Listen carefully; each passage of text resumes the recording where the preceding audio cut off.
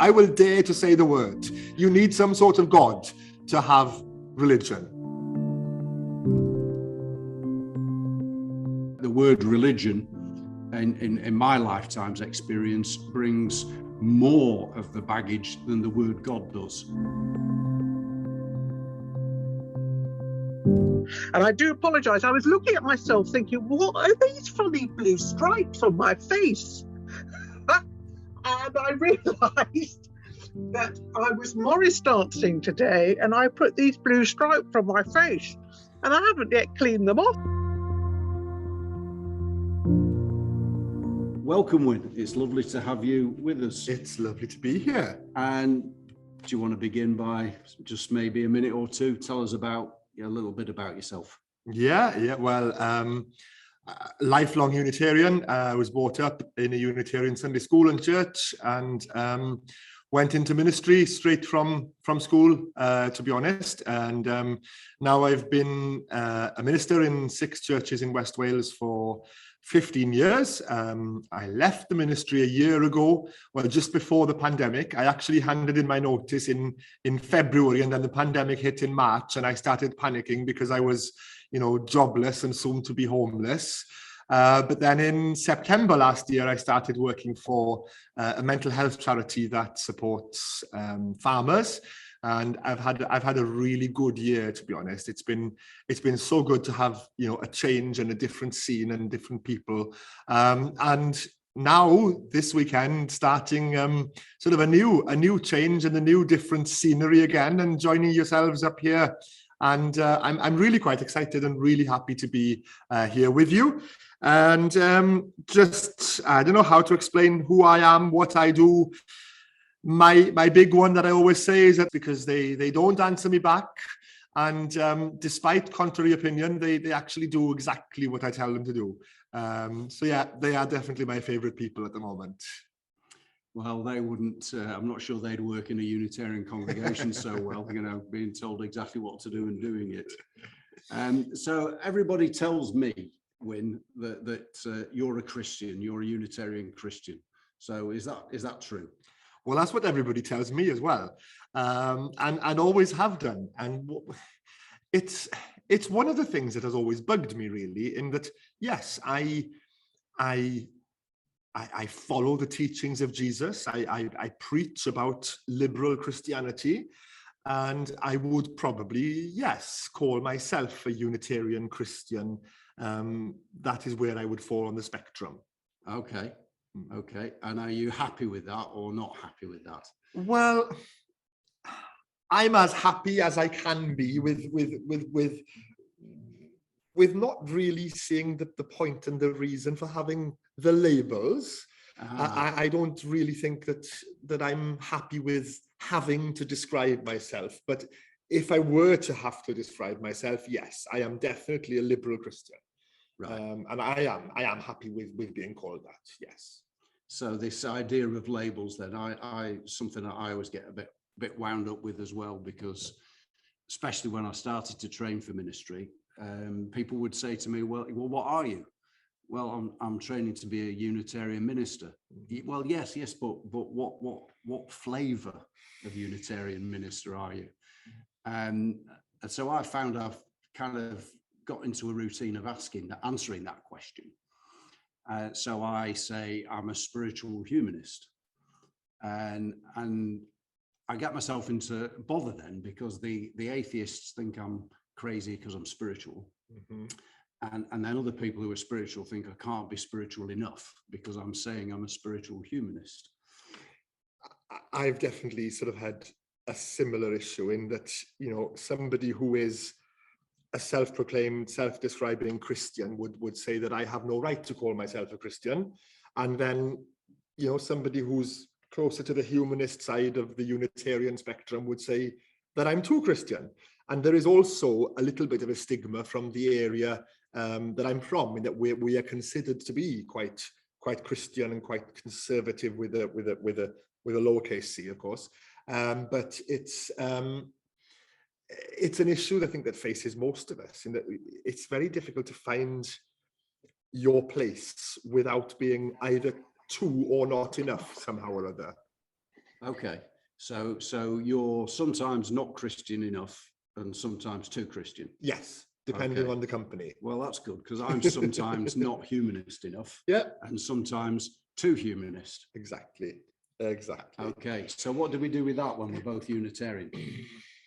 Well, this is it. This is why I prefer to describe myself as a Unitarian. I don't feel the need to call myself a Unitarian Christian, and I wouldn't feel the need to call you a Unitarian humanist or a Unitarian whatever you want to call yourself, because I believe that we are just Unitarians. Good. Well, I believe we're just Unitarians too. Good. Well, there you go. So that's that one sorted then. Yes. However, I do have a very important question that I've been wanting to ask you for weeks and weeks. If you don't believe in God, who do you pray to? That's a bit harsh on a Saturday night. I think I might have to hand that one over to the audience.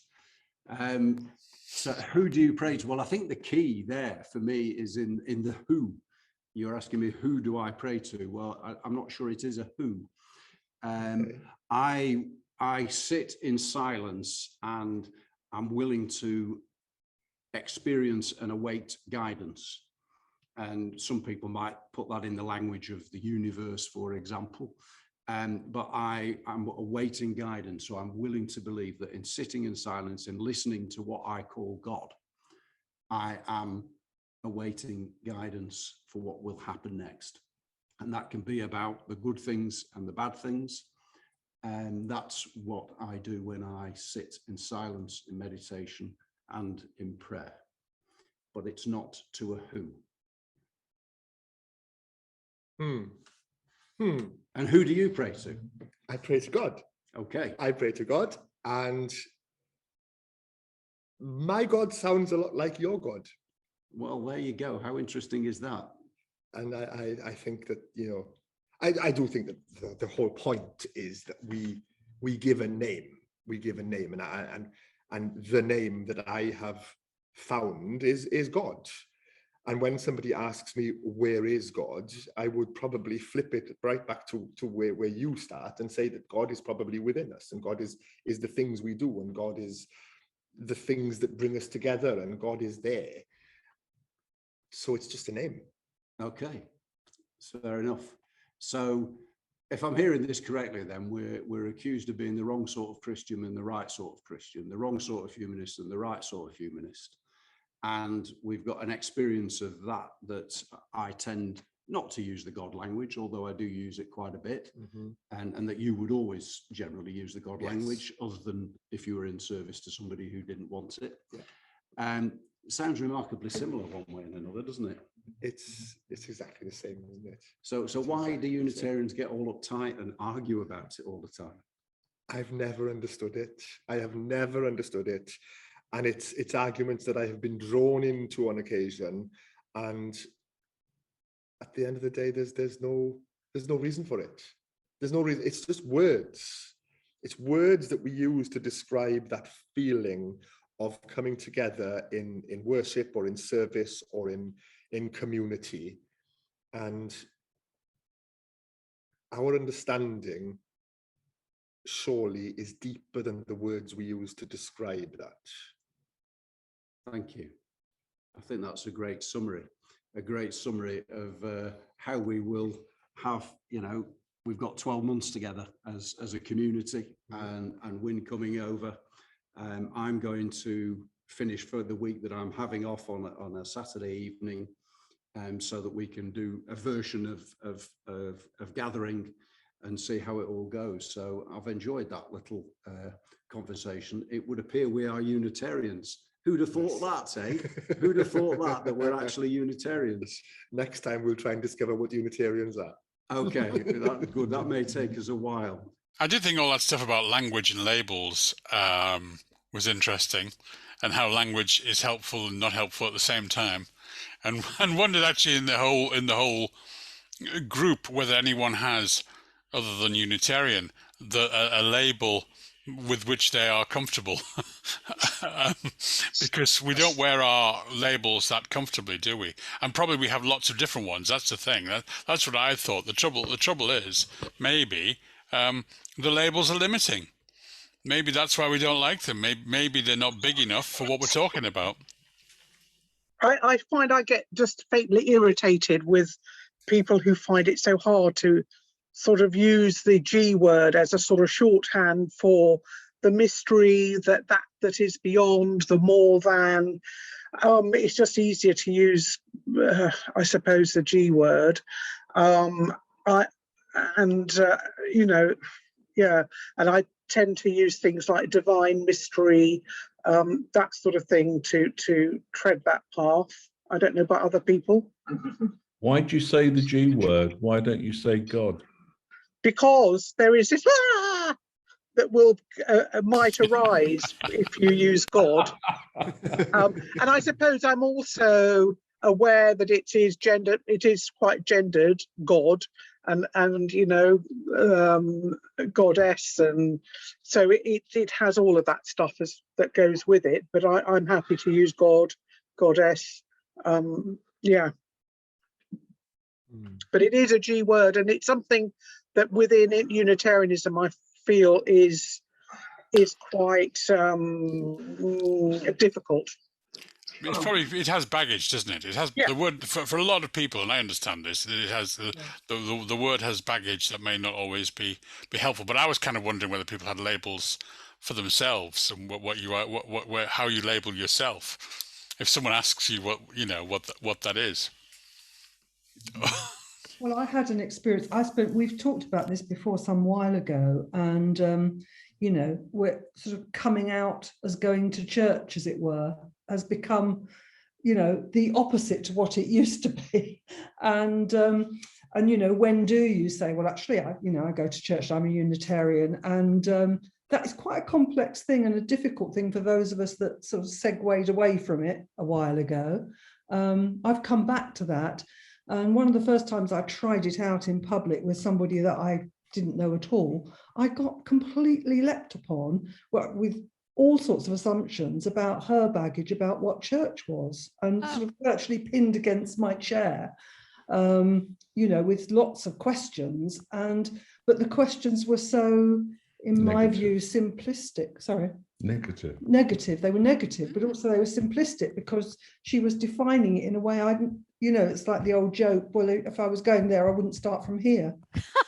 you know, so the things that she was setting me up and criticizing me for were things I wouldn't have thought anyway, really. But so it's a complicated thing.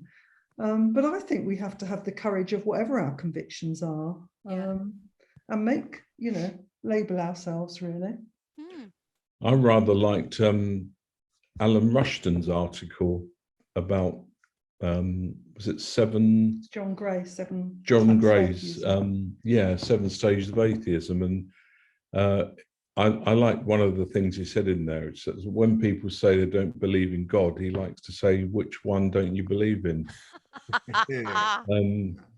I thought that was really clever because, you know, it means many things, different people. Yeah. There's nothing wrong in following your own path. To me, that's what liberal Christianity is about. It's about following your own route and not being told by a hierarchy that there's a creed or a dogma, or that one finds one's own way. So I'm happy with sort of people defining it in the way that they want to. Thank you. Just to my experience of what Moira was talking about there, I had one of those just over a week or so ago when somebody found out that was a Unitarian minister and expressed great delight about how silly she thought all faiths were, and how it must be odd being in such a strange place in a society that doesn't need it anymore. And we kind of carried on the conversation with 1 or 2 other people for a while. And I was okay. I said, yeah, that's fine. And in the end, she walked off and said, well, at the end of the day, you know, I just relate to nature and the universe, and I'll let the universe decide, and walked off. and I kind of thought, well, there's not a lot I can do about that, is there? I was just going to say, I have noticed a tremendous shift in Unitarian thinking since I was a child, because like when I was brought up in the Unitarian Church, and it was very definitely liberal Christian. It wasn't liberal anything else other than Christian. In the tradition I'm from, Unitarianism is very much a denomination of the Christian Church. Yeah, absolutely. And that presumably is what it always was until probably 30, 40 years ago, when we as Unitarians proclaimed it to be a faith or a free faith rather than a denomination within Christianity. Whether that's a good or bad thing is up to us as individuals and us as members, I suppose. It was some time ago, a few years ago, before we moved down to England from Scotland, I spent quite a long time getting myself accepted for training of the humanist ministry. And having been accepted, I then turned it down, walked away from it when I discovered that you couldn't be accepted as a Christian at the same time. So I walked away from it because I'm not and never will be a humanist. For me, having lived in cities and in rural areas, I've always found more drawn towards faith, and faith kind of easily more kind of obviously presented to me when I lived in rural areas, and whether what sort of influence the kind of natural world and the farming world has on your own kind of spirituality.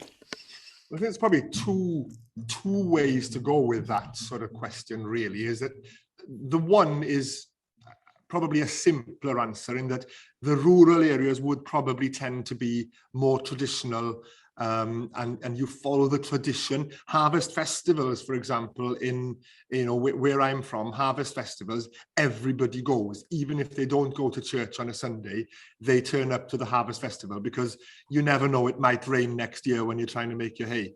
And the harvest festival is a big one, and Christmas, the whole village comes to the Christmas service. Nobody cares what church it's in. The whole village comes, and it's that sort of sense of belonging to a place, possibly, as well. But it's interesting that there may well be a connection with sort of earth-based spirituality, a simpler way of life, and again, probably part of the tradition of that is needing to find some sort of spirituality in the everyday, and it might be different in rural areas. I mean, I've never known any different. It's all I've ever known. I live in a house that is 9 miles away from the house I was born in, and it's only the second house I've ever lived in. So that, I haven't moved very far, and I probably won't move very far. This is the furthest. Tomorrow will definitely be the furthest chapel away from home that I've preached at. But that dependence on the land creates a dependence on understanding some form of spirituality. Definitely. Thank you. I think it's probably also about stillness, isn't it? You just naturally get more stillness in your life. Yes. When you live somewhere rural. Yeah. There's plenty of space. There's plenty of quiet. There's plenty of time. Life is much slower. In the countryside. If I want to get something from the shop, and the shop is only a 5-minute drive away, probably less. If I want to get something from the shop, I make sure I have a good look around the kitchen to check that I don't need anything else, because that is the pace of life. You go to the shop maybe 3 times a week. You don't just pop to the shop because you're almost out of milk. If you're almost out of milk, well, silly you should have sorted that yesterday, because that's just the way life is. Are religion and spirituality different? I think they are. How do I answer that further? I believe, now Mark may well disagree with me, but I believe that to have religion, you need at least some sort of faith or belief in a higher being. Whether that higher being is within us or without us or wherever, it cannot be religion without it. Mark is going to bring me back to Hinduism and all sorts of places now, but I would argue that yes, that you need some sort of God. I will dare to say the word. You need some sort of God to have religion. Spirituality doesn't need a God. Can you not have religion like Buddhism that has that it's more about a framework, a set of practices, a path to follow, rather than, because I don't know, gosh, I'm not trained, but spirituality seems to me more broad and, you know, could be anything really. Whereas I say that because I used to go to a WA philosophy class, and the guy there was a Buddhist. He was really great. And somebody said to him once, so you're a spiritual person? He said, no, I'm a religious person. Well, I think I go back to what I said at the start, is that however you're defining this power outside of yourself, whether it's coming from within, whether you're choosing to use the word God or not, it is about a set of practices.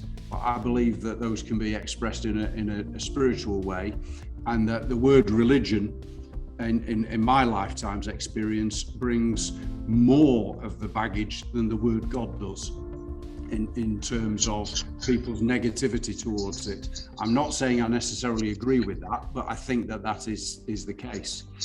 So therefore, I believe that spirituality is something that can hold your values and hold your space, however you choose to describe that source that you are in connection with.